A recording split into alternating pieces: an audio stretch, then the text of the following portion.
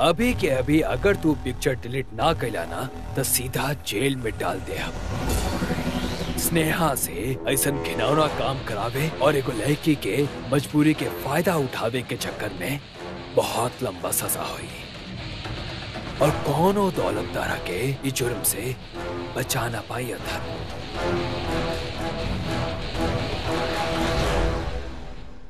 तू जानत नहीं का हमार पहुंच कहाँ तक बा और हमरा पर हाथ उठावे खातिर हम तो के तोहर नौकरी से निकलवा सके नहीं, समझला?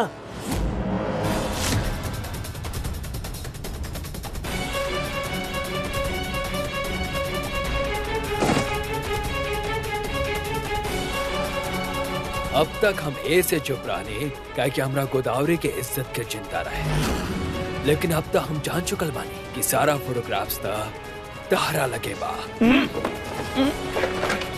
अभी के अभी अगर तू फोटो डिलीट ना कैला तो तारा के हमरा हिरासत में लेके नंगा करके पट्टा से मारी लोग।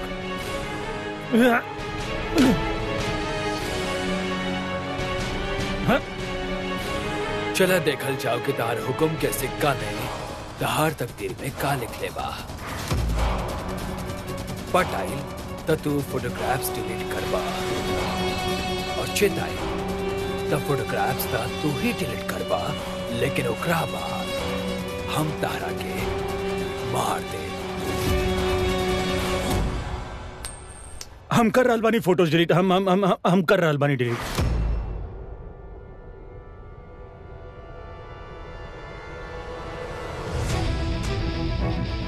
कर रहल बानी, हो गए। कहा भाई एक नाथ इंडस्ट्रीज के मालिक के लगे दूसर 1 लाख के फोन खरीदे खातिर पैसा निकेगा। ये फोन तो तारा मिले सर हालत हर्ब शुक्र मनाओ कि स्नेहा भाग गए। वो नौकर बयान के बाद तारा के केहू जेल से निकाल ना सके। स्नेहा भाग गई? स्नेहा भाग गई मतलब हम झूठ बोलने भाई। कहा लागल तारा शानपति खाली तारा आवेला जौन दांव पेच में तो खुद के माहिर समझेला ना, वो दांव पेच के हम बाप भाई अथर्व बापट निकला।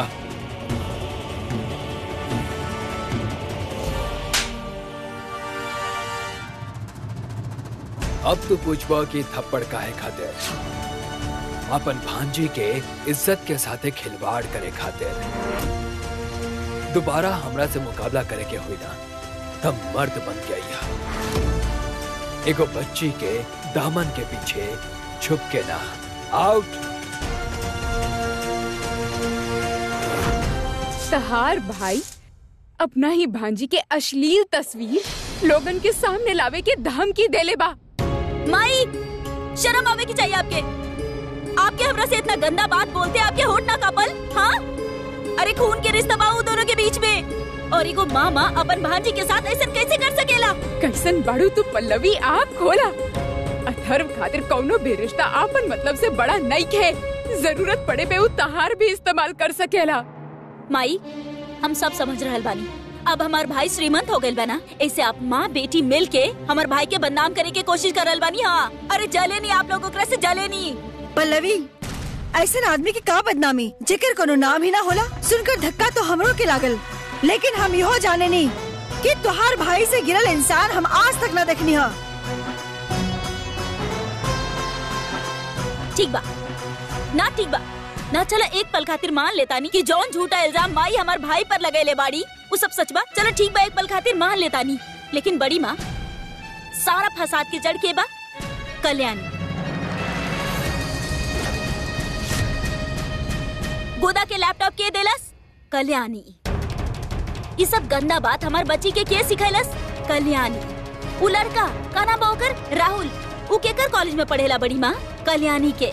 तो जेकर खुद के बेटी इतना गिरल बाड़ी वो दोसर पे का उंगली उठाई बड़ी माँ? बताई ना। हाँ बड़ी माँ। पल्लवी, पल्लवी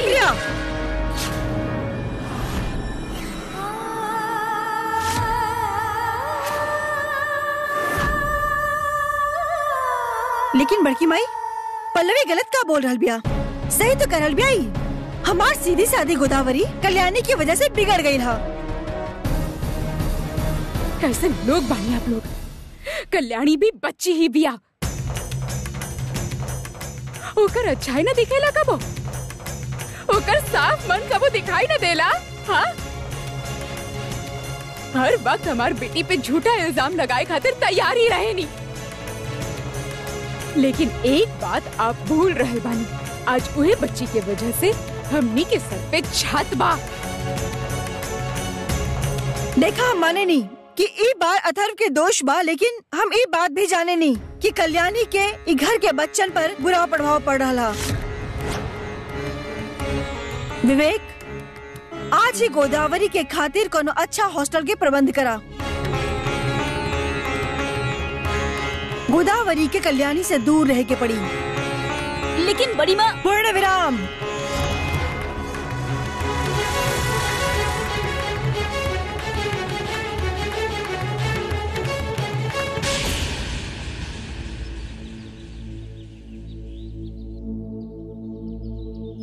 कहाँ बानी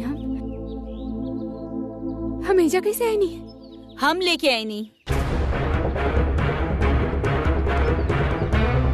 दिल थाम के बैठा, काहे कि हमरा पास तरह देवे खातिर तड़कत भड़कत खबर बा। का करे गइल रहू तू स्नेहा के घर? सबर रखा संपदा। ई करे गइल रहनी हम स्नेहा के घर ना, वो सब एक्चुअली झूठ रहे। ऐसे भी हमारे साथ कुछ ना करलन। हम उनका पर झूठा इल्जाम लगौने रहनी। वो हमारे साथ कुछ गलत ना कहलन। हाँ, वीडियो तो हम सेंड कर चुकल बानी। तू काफी लेट बा। संपदा, अथर्व बौखलाइल बा। हम कहता नहीं तरह से, अभी भी वक्त बा। सोच ला, ज्यादा देर ना भइल बा। मल्हार जी के जिंदगी से दूर चल जा, पिल्लू के जिंदगी से दूर चल जा, हमनी सबके जिंदगी से दूर चल जा संपदा, वरना का तू और मल्हार ई जे घर घर खेल रहल बाड़ा ना, वो सब झूठ बा। सच तो ई बा, मल्हार तारा से शादी यही से कैलस काहे कि ओकर बच्चा के एगो आया बाई के जरूरत रहे। उ बच्चा के असली माँ वापस आ गइल बिया और हम अपन बच्चा के अपना साथ लेके ही जाए। कल्याणी, छू के तो दिखावा पिल्लू के। हमार पिल्लू के हमरा से दूर कैल तहार बस के बात नहीं खे संपदा। हमार पिल्लू हमरा साथ हमार आखिरी सांस तक रही। आखिरी सांस लेवे खातिर बहुत बेताब हो रहल बाड़ू ना कल्याणी। चल कोई ना, तहार ई इच्छा भी हम अभी पूरा कर देता नहीं। 1 मिनट।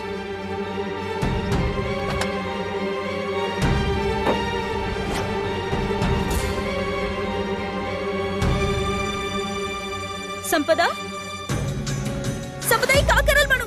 संपदा का करल बाड़ू तू? संपदा दूर हटावा एकरा के। संपदा दूर हटावा एकरा के। संपदा,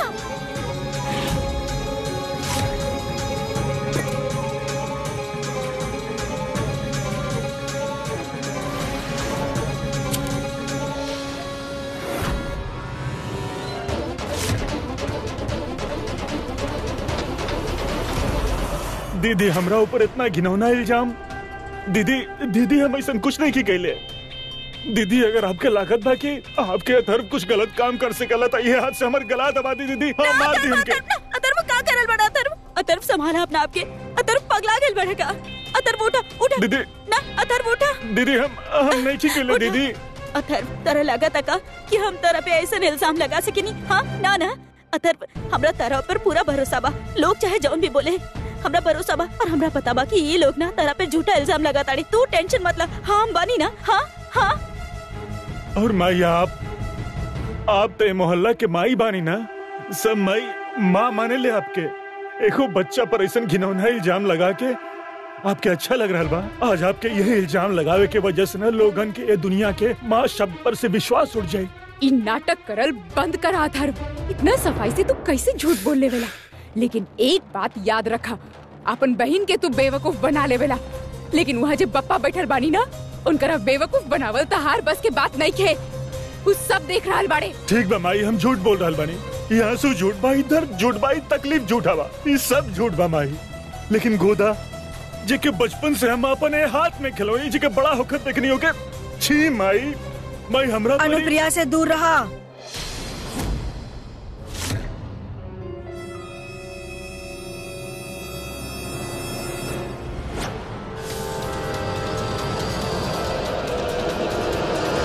संपदा दीदी। कल्याणी, संपदा दीदी, ऐसे कैसे हम अकेले जल के मर जाएं?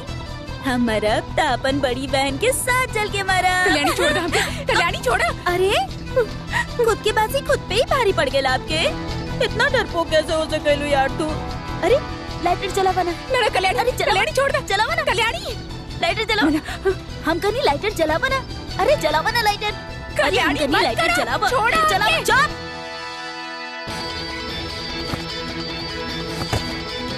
यार तू लोग इतना दारू कैसे पी लेवेला? कितना गंदा स्मेल आवेला। छी। देखा तू देखा का पिल्लू चाहिए तरह के? हाँ, शादी में आयल बाड़ू का?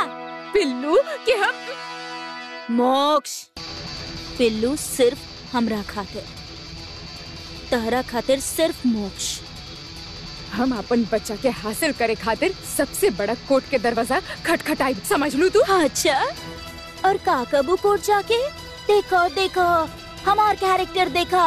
हम अपन पति के छोड़ के अपन लवर के साथ भाग गई नी, और हम अपन बच्चा के परवरिश बहुत अच्छा से करब। काहे के ओकर पापा तो बदलत रहिए, आज ही कल हूँ परसों परसों। काहे के रिश्ता निभावे के पैटर्न तो हमारी है बा। हाँ, ई कहबू तू कोर्ट जाके संपदा? अगला बार हमार और मल्हार जी के रिश्ता के बारे में कुछ कही से पहले ना आपन और अथर्व के रिश्ता के नाम द संपदा।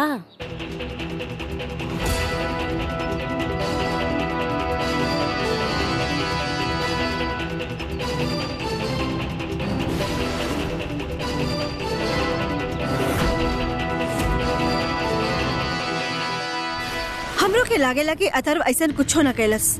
अरे हमार बेटी ओकरा के ऐसन कदम उठावे न देती। कैसे समझाई तू सबके?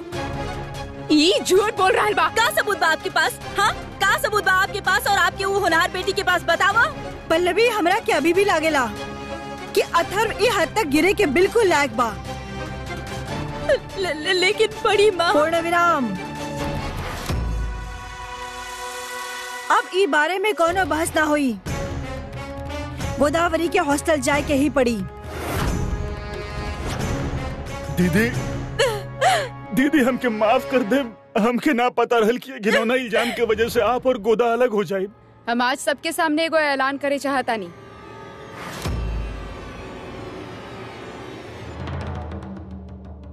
हम हमार और अथर्व के वैवाहिक जीवन के सबूत पे एगो हल्दी कुमकुम के रस्म रखे चाहतानी ये घर में।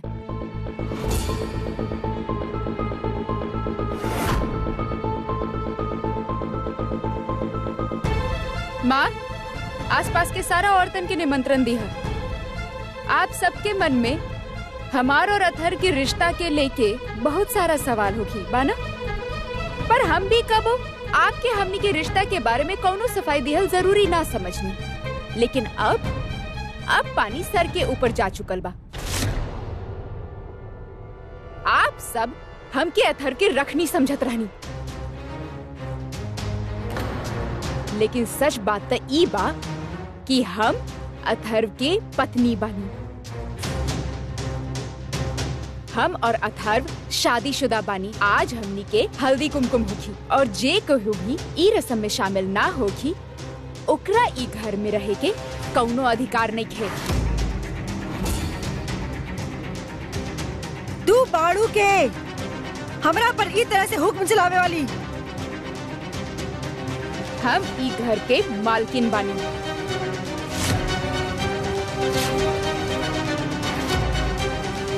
और आइंदा से हमसे ऐसे बात करे से पहले 10 बार सोची है बड़ी माँ। हम ना चाहता नहीं बड़ी माँ कि ई उम्र में आप और अप्पा दर दर के ठोकर खात फिरे। हम अपन बात पे अटल बानी। जे केहू भी हमारी रस्म में शामिल ना होगी ओकरा खातिर ई घर में कौनो जगह नहीं है।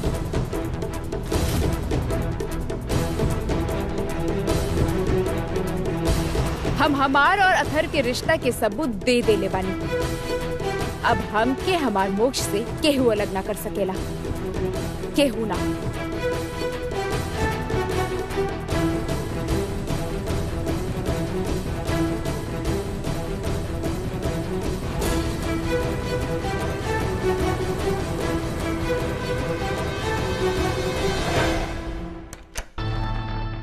अथर हम का करती, हमरे पास और कोनो चारा ना रहे। कल्याणी के जवाब दिहल बहुत जरूरी रहे।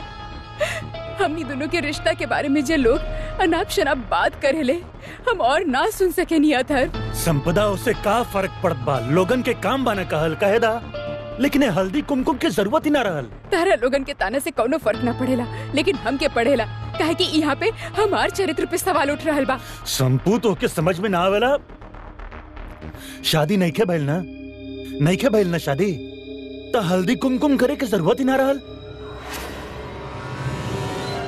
अथर्व, अथर्व, हमने एगो काम करे जा। हमनी ना शादी करके नाटक करता नहीं। इतना सारा पैसा बा हमनी के पास, थोड़ा पैसा खर्च करके मैरिज सर्टिफिकेट बनवा लेता नहीं। और वैसे भी हमार बच्चा के पाए के अगर ये एगो तरीका बा तो हमके ही करे के ही होगी। मुग्धा के बारे में तो केहू चुप करो। मुग्धा के बारे में केहू जाने ला ही ना अथर। हमने कर लेता नहीं ना अथर। और मुग्धा वाला बात बाहर आ गेल था, हम लोग फंस गए नहीं, तब का कहिए हमने। अथर, तू इतना स्वार्थी कैसे हो सकेला? तारा सिर्फ खुद के बारे में सोचे के बाद है, अपना आँख के मुसीबत से दूर रख रहल बाड़ा, लेकिन हमार का, हमार भावना के का, हमार बच्चा खातिर तरस रहल बानी ओकर का अथर। मुझे जे लोग हमार और तहार बारे में अनाप शनाप बोल रहल बाड़े ओकर का। तू सिर्फ अपना मतलब खातिर दूसरन के इस्तेमाल करत आइल बाड़ा, जैसे तू अपन भांजी के कैला।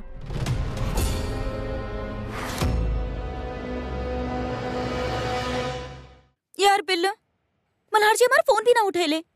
कम से कम फोन तो उठा सकत रह लेना हमार। अब तू ही सोचा, अगर हम कांस्टेबल बार के फोन ना कैले रहती तो हमरा कैसे पता चलत कि पुलिस स्टेशन में का भइल? बाकी तोहर पापा के अब क्या समझाई? वैसे पता बता रहा के तोहर पापा ना सच में ग्रेट बाड़े। तू बहुत लकी बाड़ा कि मल्हार जी तोहर पापा बाड़े। ऐसन कुर्बानी के देवेला यार, क्यों और के खातिर, गोदावरी के इज्जत बचावे खातिर वो अपन करियर, अपन नाम, अपन पूरा जिंदगी दाव पे लगावे के तैयार हो गए। मल्हार जी ग्रेट बाड़े।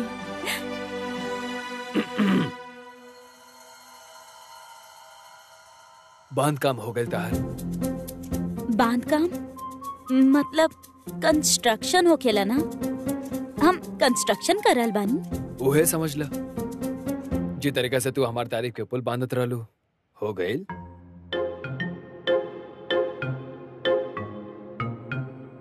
अगर हो गए होके ता ये खा लिया बर्गर, तेरा पसंद बना। मल्हार जी आपकी याद रहे, हमरा याद बा, हम सिर्फ आपकी बात बात में बतेले रहनी कि हमरा बर्गर्स बहुत पसंद बा। आपके अभी तक याद बा? हाँ, बादाम जोन रोज खाए नहीं, याददाश्त दुरुस्त रहेला हमार। फिलहाल तो बर्गर खाला, वैसे भी व्रत के बाद तो कुछ खैले हो ना। हाँ, अरे उस नेहा के चक्कर में ना हम तो भूलिए गए नहीं कि हम सुबह से कुछ खाए नहीं ना, काहे कि हमारा व्रत रहे। हम जाके खाता नहीं। वैसे मल्हार जी आपके थैंक यू बोले के तरीका ना हमरा बहुत पसंद आयल। और वैसे आपके थैंक यू बोले की का जरूरत बा? हम तो आपकी पत्नी बानी ना, और पत्नी के अपन पति के रक्षा कइल तो कर्तव्य। अगर नहीं के बोलल जात तो जिम्मेदारी बोला ना। ना, कर्तव्य जिम्मेदारी एक ही बात होखेला।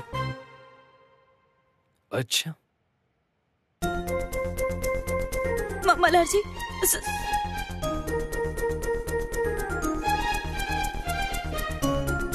बात कर करके पटर पटर करके हो गए होके ता खाला।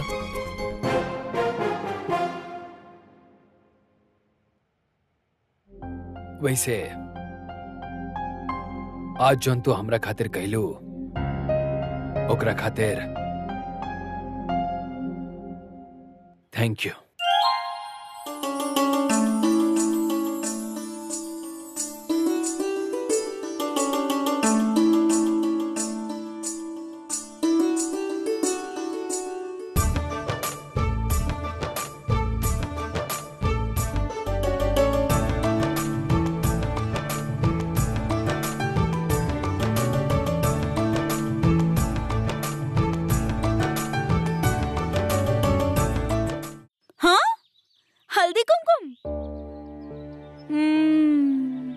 अब समझनी अम्मा।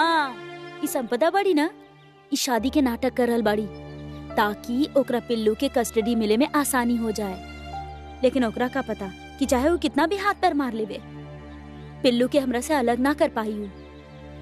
और कल्याणी, हम न घर वालन के बताए के बहुत कोशिश कैनी कि सब अथर्व के कइल धइल बा, लेकिन हमार बात के वो माने के तैयार ही नहीं थे। अरे माँ, तू स्ट्रेस काहे ले रहल बाड़ू? हमनी की खुशी बात से होके के चाहिए कि हमनी संपदा और अथर्व के चाल कामयाब होवे से रोक देनी। और अब घर वाला ही बात मानत ना पड़े तो इमे हमनी के का गलती बा? हमनी का कर सकेनी? तू स्ट्रेस मत ला, तू मुंह खोला। ना हमके भूख ना है, और वैसे भी कल्याणी हम ये सब ना खाता नहीं। ये सब के का मतलब बा? बॉगर भाई बहुत अच्छा हो केला, हमरा तो बहुत अच्छा लागला। हम ना मल्हार जी से पूछब कि कहाँ से लेके आइले, और हमनी ना रोज कॉलेज जाते वक्त खायल करब एक रखे। और हाँ, कॉलेज से याद आइल, आपन कॉलेज में ना फेयर बा। फेयर मतलब? अब मेला। अच्छा मेला, लेकिन कॉलेज में मेला? माँ, तुम्हारे क्वेश्चंस के आंसर देवे में ना हमरा बड़ा मजा आवेला। अच्छा हम समझावता नहीं, कॉलेज में हर स्टूडेंट ना ऐसे अपन एगो स्टॉल्स लगावेला, ठेला, और बाहर वाला घर वाला सब वहाँ के खरीदारी करी है। तो जेकर स्टॉल यानी कि ठेला पे सबसे ज्यादा खरीदारी हुई ना, वो ठेला जीत जाई। अच्छा, अरे वाह। तो कल्याणी, हमनी वहाँ हमनी के साड़ी की भी स्टॉल लगा सकेनी ना? हमरा साथ रह के ना तू भी स्मार्ट हो गई बाड़ू, हम ये सोचत रहनी। लेकिन एक बार हम बड़ी माँ से पूछ लेते हैं। हाँ। हमार भाई पर झूठा इल्जाम लगा के बड़ा मजा लेता ना? हाँ, बहुत ही चैप्टर बड़ा तू दोनों माँ बेटी। चाची देखिए आप, खैर वैसे भी ना हम तू लोगन के झूठ पर कबो भी विश्वास ना कर सके नहीं, समझ आई? ठीक बा? वो कहा बना कि हम आसपास के औरतन के हल्दी कुमकुम के निमंत्रण देवे जात रहनी। फिर हमरा की याद आयल कि संपदा कहले रहली कि कल्याणी के भी हल्दी कुमकुम के रस्म में आवे के हुई ना, तो कहीं गुस्सा में आके संपदा पूरा घर वालन के घर से बाहर न निकाल देवे, समझ आयल? हाँ। और माई, आपके आवे की जरूरत नहीं है। वो कहा बना कि संपदा के समझा दे कि हल्दी कुमकुम के रस्म में, मतलब सुहागन के रस्म में आपके कौन काम बाकी ना। ओलो चाची, एक बात ना अच्छा से आप समझ ली, माँ वहाँ पे आवे चाहेली ना आवे चाहेली उनकर मर्जी बा। आप अपन राय ना अपन पास ही रखी तो बेहतर होई। आपका गलत कर देनी हम, न मांग में सिंदूर ना गला में मंगलसूत्र, ये कही इनका के सुहागन। हाँ, आप जाए ना प्लीज, काम करी ना अपन जाके। रहे दना, इनका तो हम बाद में देख ले। कल्याणी छोड़ ना, तारा पता बा ना पल्लवी कैसन बिया। ये का गोदा गोदा लगा रखले बड़ू, का गोदा गोदा हैं? ये सब चीज में तू साथ ना दिलू हमार। गोदा तो हार बहन नहीं के। हम अपन बंगला में अपन बेशुमार दौलत के संगे सुख चैन से बैठल रहनी हैं? ये उंगली हमरा पर उठा के ना महान बने के कोशिश मत करिए संपदा। बच्चा चाहत रहना तो के, अगर मुग्धा बाहर आ गई तो दोबारा दर दर के ठोकर ना खाए के पड़ी। अकल नहीं का तो के? हम बोले रहनी ना हम तो के तोहार बच्चा दिलाई। हाँ, बोले रहनी ना तो के तोहार बच्चा दिलाई, तो का जरूरत रहे अपनी दिमाग लगावे के? संपदा, तू हमके जिंदगी में सिर्फ दुख और तकलीफ देले बाड़ू, और हम अथर्व बापट तोहार यहाँ गलती सुधारे नहीं की बैठल, समझ लू? तू तो के पता बा तुम्हारे हल्दी कुमकुम के नाटक के वजह से हमके पूरा जिंदगी ये डर डर के रहे के पड़ी कि अगर एक दिन मुग्धा बाहर आ गई तो हम का करब? ये समझ में आवेला तो के?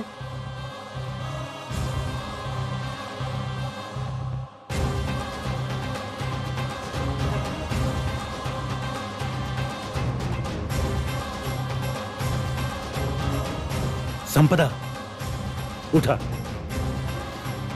संपदा उठा।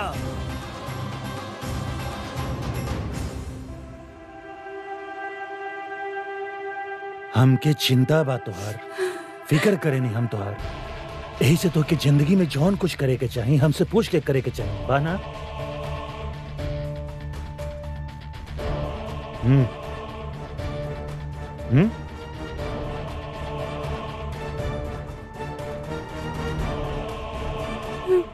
पागल। एक तो पता ना संपदा ही का नया हल्दी कुमकुम के नाटक करताड़ी, ऊपर से चाची भी माँ के ताना मार देली। ई दोनों के छोड़ब ना हम।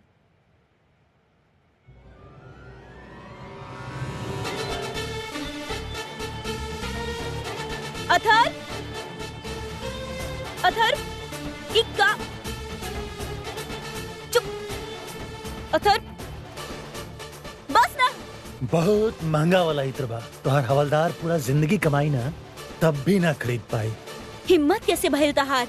माँ कसम, ई हर बात पर तू और मल्हार रानी जिंदगी के ज्ञान का देवे लग जाला। हम तो तोके सिर्फ अपना होके के नाते दोस्त बड़ो ना तू।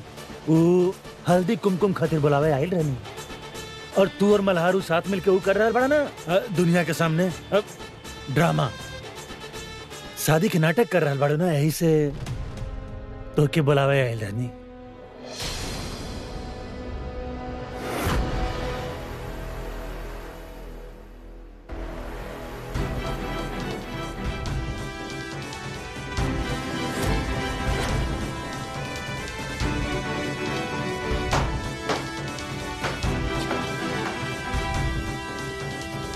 कहा कर रहा बड़ा? हमने के घर में इतना गंदगी कहाँ से आ गई कल्याणी? मल्हार राणे बेसी शान पत्ती करे के जरूरत नहीं है। गंदगी के बा और संपदा के अपन जिंदगी से कैसे बाहर फेंकले भी आना वो तू अच्छा तरह से जानत पड़ा। अच्छा,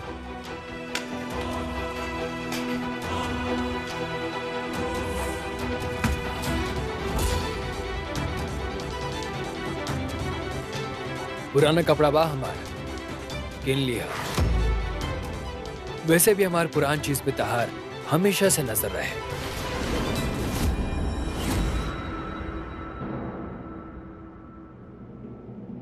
मल्हार जी, हमने की कमरा में गंदगी के बड़ा बू आवता ना आजकल।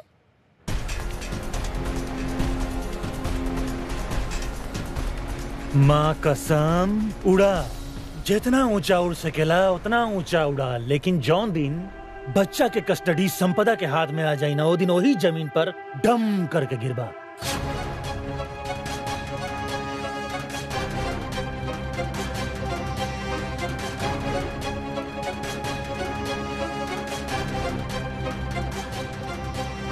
समझ में ना आ रहल बा का करी। ना चाहत रहे भी संपदा के हल्दी कुमकुम में जाए के ही पड़ी। पहले ही आपन घर में हम किराएदार के तरह रह रहनी हा। अब ई उम्र में सड़क के धूल चाटे के कोनो हिम्मत नहीं की हमरा में। बड़ी माँ, हमनी के कारोबार फिर से चल पड़ल बा, तो हम सोचत रहनी कि अब आपके पैसा बचावल शुरू कर देवे के चाहिए, ताकि हमनी जल्द से जल्द संपदा और अथर्व के मुकाबला करी।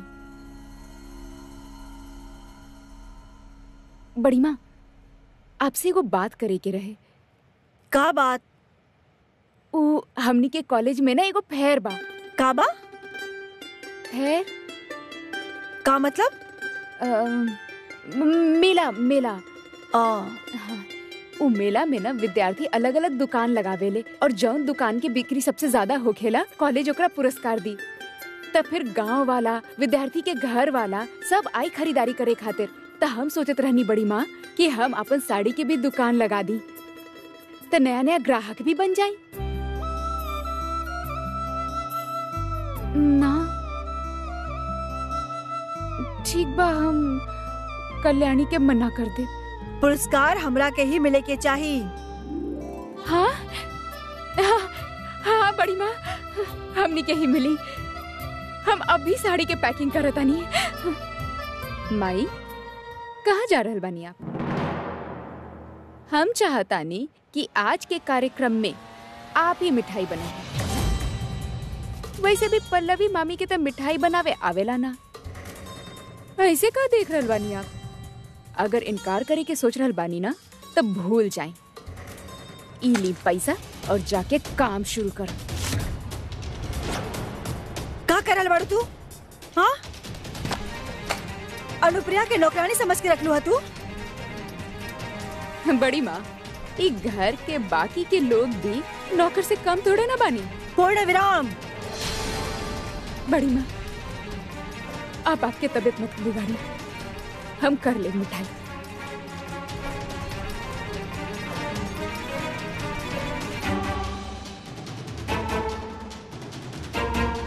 अगर ज्यादा बता गरीबन में बांटा। वैसे भी गरीबन में बांटे खातिर हम बहुत बार मिठाई बनैले बानी, तो ई मत समझिए कि ई बार हम डर के मारे बनाई। ई बार भी दान पुण्य के तौर पे ही मिठाई बनाई।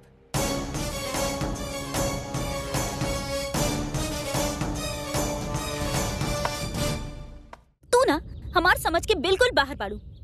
अरे वो संपदा तोहार बारे में इतना गलत बोल देली, तब वो तो ओकर दिखावा के हल्दी कुमकुम खातिर मिठाई बनावा ताड़ू, हमरा की भी हेल्प करे के बोला ताड़ू। कल्याणी, हम ही सब संपदा खातिर ना कर रहल बानी, हम हमनी के घर के इज्जत बचाए खातिर कर रहल बानी। अगर कार्यक्रम की व्यवस्था ठीक ठाक ना भइल ना तो लोग तो बड़ी माँ पे कीचड़ उछली है ना।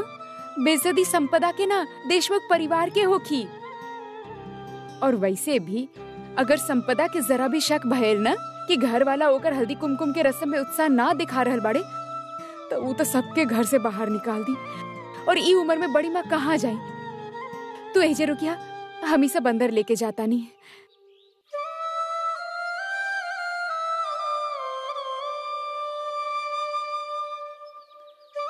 ठीक से करा। हाँ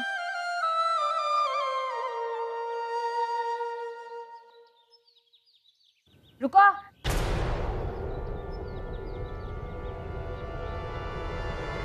कहाँ?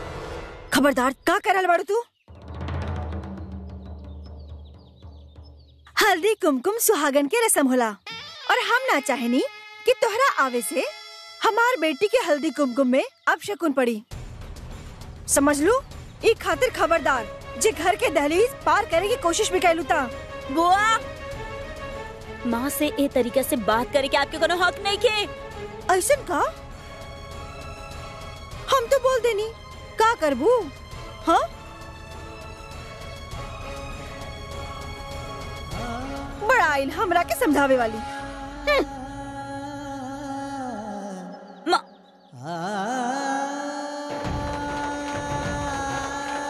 हमू देखा था नहीं कि हमार माई हल्दी कुमकुम के फंक्शन में कैसे ना हवेली।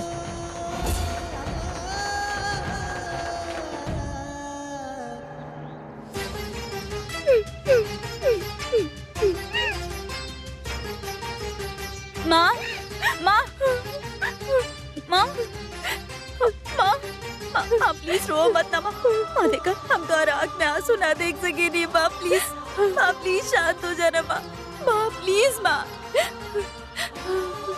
बस माँ, बहुत हो गई अब। ई लोगन के तोहर एक एक आंसू की कीमत चुकावे की हुई।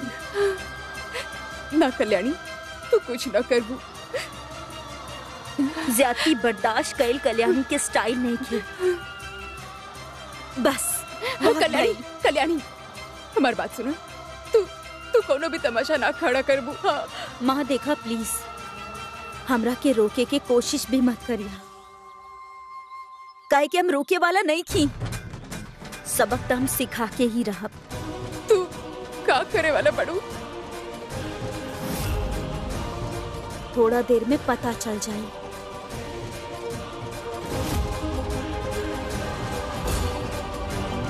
अरे आई आई दीदी, आई ना।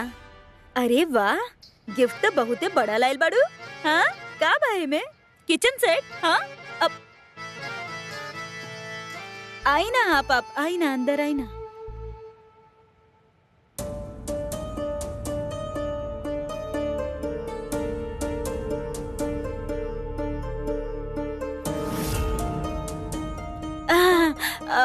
बड़ी माँ, हमार तना यहाँ पर रुके के बिल्कुल भी मन न करता। हाँ, का करी अब, संपदा के गुस्सा आ गई ना, तब फिर घर के सब लोगन के बाहर निकाल दी। ऐसे बस नाटक करल बानी, हम खुश रहे के।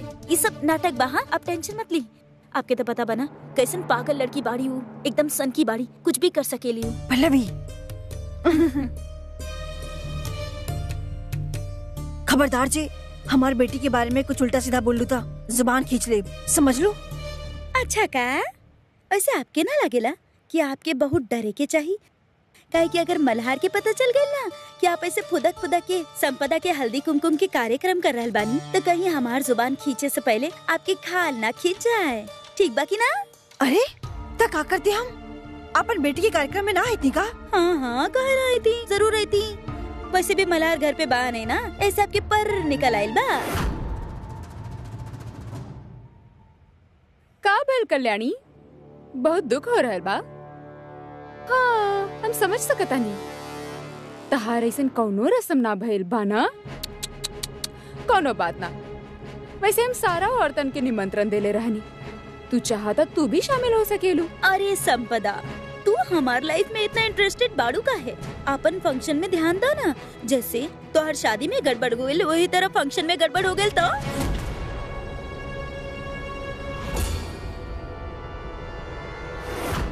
चला चला, अरे रस्म शुरू कइल जाए। हाँ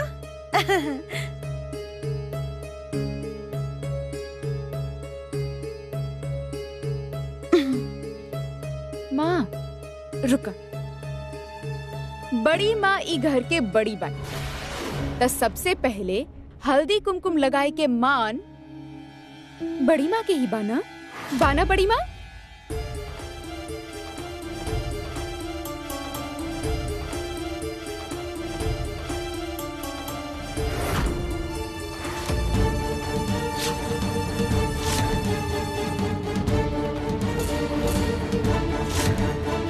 कच्ची हल्दी एजा कैसे आई? पिसल हुआ हल्दी कहाँ बा?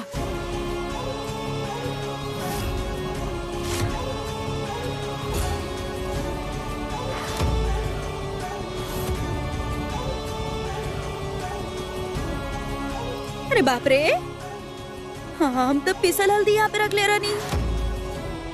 ये हल्दी यहाँ पर कैसे आ गई?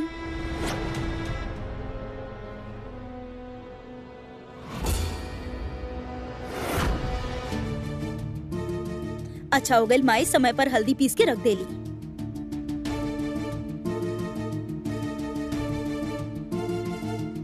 पल्लवी। हाँ आईनी।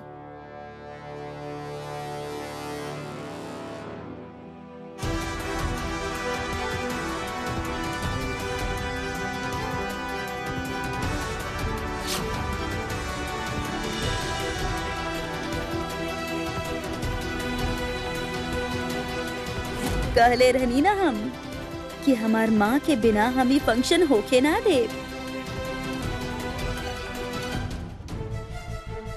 हे भगवान, वो पिसल हल्दी के डब्बा तो मिलत नहीं के।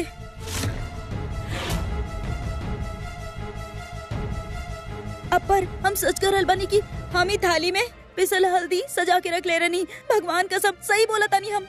मामी, तो हल्दी के बिना ये कुमकुम के हम करी क्या? बताई हमके।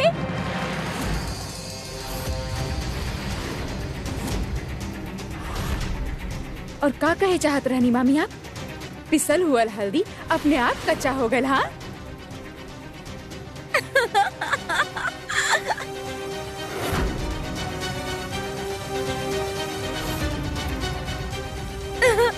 ई सब तहारी कियल धरल बा ना? तू ही कहले बाड़ू नहीं साहब। संपदा, ये लड़की की मुंह लगे की जरूरत नहीं खे। रसम में हल्दी पाउडर बा, हम अभी लेके आवतनी। लेकिन माँ, मल्हार जी से ना हमार बात करे के बड़ा मन हो रहल बा। एक काम करतानी ना, उनका वीडियो कॉल करतानी। उनका भी तो यहाँ के नजारा मिले के चाहिए ना। उनका भी तो पता चले के चाहिए कि बुआ कैसे अपन प्यारी बेटी के हल्दी कुमकुम कर रहल बाड़ी। है ना बुआ? हाँ, तहरा का लागता तहरी झूठा नाटक के वजह से हमार कार्यक्रम खराब हो जाई। 5-10 रुपए के हल्दी के वजह से हम अपन कार्यक्रम खराब होके ना देव, समझ लू? तो ओके फाइन। चिल्ला कह रहल बाड़ू यार? चिल्लावे की कोनो जरूरत नहीं खे, नॉर्मली सुनाई देवेला हमरा के। और वैसे तरह एगो बात और बता दी, हम अभी नेट पे पढ़नी कि ये जो हल्दी कुमकुम के रस्म होखेला ना, तबे पूरा होखेला जब हल्दी घर पे पीसल होखे। संपदा, ये तहार तो दोसर शादी बाना, तरह तो सब पता होके के चाहिए। अरे हम हो ना, जब शादी नकली बा तो रिवाज कैसे भी होके का फर्क पड़ेला, है ना? कल्याणी चुप रह, वरना इज्जतदार नाजुक से कलाई बाना, इनका अथर्व के पैसा उड़ावे खातिर बचा के रखा।